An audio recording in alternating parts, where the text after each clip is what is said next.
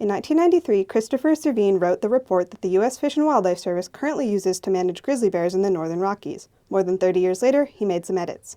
I've been working on this revision for the better part of a year, and it just happens to be completed now. Though it came well after his retirement as the agency's grizzly bear recovery coordinator and University of Montana adjunct professor, Servine's updated report coincides with a critical moment for the future of western grizzlies. There was no intention to pose this or release this just prior to the decision on delisting or not. They just happened to be at the same time. The Fish and Wildlife Service has less than 45 days to decide on Wyoming's petition to delist grizzly bears, removing their protections under the Endangered Species Act.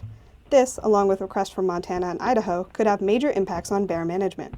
Conservation organizations jumped at the chance to get Servine's report to the agency before their deadline, filing a petition on Wednesday. The service has been managing bears under the same plan for the last 31 years.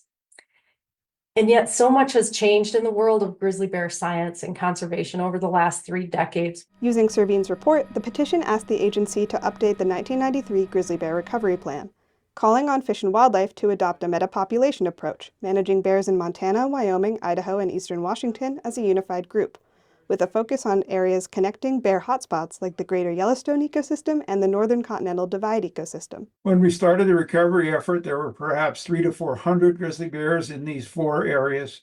And today we have about 2,000 grizzly bears from the Yellowstone ecosystem north to the Canadian border, almost all of them in these 4 ecosystems.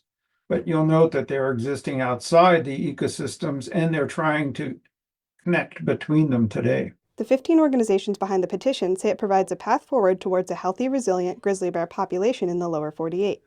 If adopted, they say it could bring resources to reduce human-bear conflicts, improve coexistence, and ensure populations don't decline as soon as their protected status goes away. U.S. Fish and Wildlife could not be reached for comment on this petition. In Missoula, Caroline Weiss, MTN News.